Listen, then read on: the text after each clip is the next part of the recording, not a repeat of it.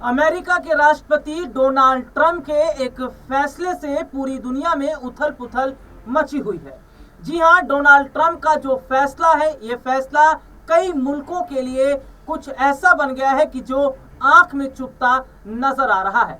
Deportation. जी हां, अपने दर्शकों को हम बता दें कि जिस तरीके से डिपोर्ट किया गया है उन तमाम भारतीयों को जो अवैध तरीके से अमेरिका में घुसे थे और जिस तरीके से उन्हें भारत लाया गया, बकायदा हाथ में हथकड़ी डालकर, और जिस तरीके से कैदियों की तरह उनके साथ सलूक किया गया, इस पर अब सवाल खड़े हो रहे हैं।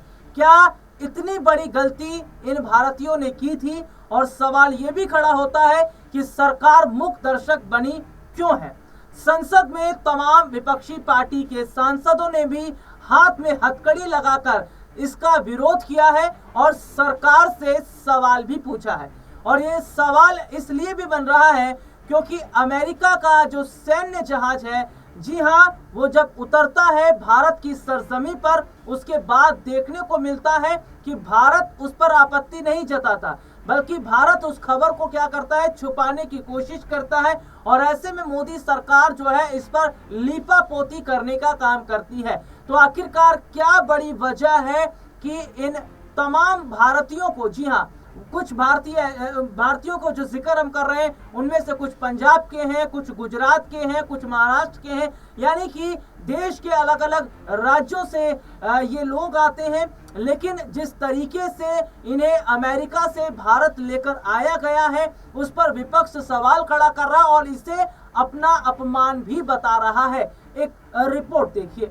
समाजवादी पार्टी के राष्ट्रीय अध्यक्ष और यूपी के पूर्व सीएम अखिलेश यादव ने सरकार की नई शिक्षा नीति का विरोध करते हुए कहा कि हम इसका कभी समर्थन नहीं करेंगे। तमिलनाडु में सत्ताधारी दल डीएमके के एक कार्यक्रम में अखिलेश ने कहा कि आप जो न्यू एजुकेशन पॉलिसी के खिलाफ प्रदर्शन करने आए हैं, इसमें हम आपका साथ देने आए हैं। इस आंदोलन में हम आपके साथ हैं, हमारे सांसद आपके साथ है।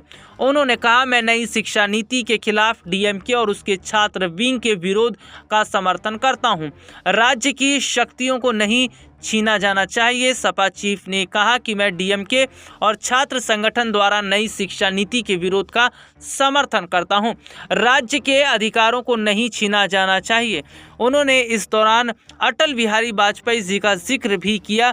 उन्होंने सीधे तौर पर कहा कि देश के पूर्व प्रधानमंत्री अटल बिहारी वाजपेयी जी की जो शिक्षा नीति थी वो बहुत बेहतर शिक्षा नीति थी, लेकिन आज का एजुकेशन सिस्टम आप उठाकर देख लीजिए, एजुकेशन की कहीं बात नहीं होती। इससे पता चलता है कि सरकार किस तरीके से आज एजुकेशन और तमाम मुद्दों पर बात न करके जनता को भटकाने का काम कर रही है। तो ये रिपोर्ट आपने देखी। जी हाँ, जहां पर अभी तक हम किस्से सुन रहे थे डोनाल्ड ट्रंप और प्रधानमंत्री नरेंद्र मोदी की दोस्ती को लेकर, एक मजबूत संबंध को लेकर, लेकिन ये जो तस्वीर निकल कर सामने आई है कि भारत की सरजमी पर अमेरिका का सैन्य जो जहाज उतरा है, उसके बाद ये माना जा रहा है कि क्या ये भारत का अपमान नहीं है, क्या इन भारतीयों का अपमान नहीं है जो भले ही गैर कानूनी तरीके से अमेरिका में गए, लेकिन वो वहां पर काम कर रहे थे, रोजगार कर रहे थे। उन्होंने वहां की जो अर्थव्यवस्था है उसको नुकसान पहुंचाने की कोशिश नहीं की, वहां की सरकार के खिलाफ कोई काम नहीं किया। लेकिन जो अमेरिका के राष्ट्रपति डोनाल्ड ट्रंप का फैसला है, भारत ही नहीं, बहुत सारे ऐसे मुल्क के लोग हैं जिन्हें जो है उनके देश वापस भेजा गया है। लेकिन ये सवाल खड़ा हो रहा है कि भारत के जो लोग यहाँ पर आए हुए हैं उनके हाथों में हथकड़ी और जिस तरीके से कैदियों जैसा सलूक किया गया है, कई और मुल्क के जो नागरिक हैं जब वो वहां जाते तो उनके साथ इस तरीके की स्थिति नहीं थी।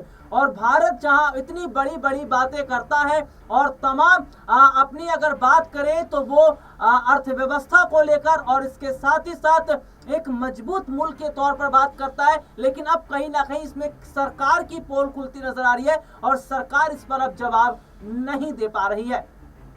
आज के लिए इतना ही, आपसे फिर दोबारा मुलाकात होगी, तब तक के लिए इजाजत दीजिए। नमस्कार।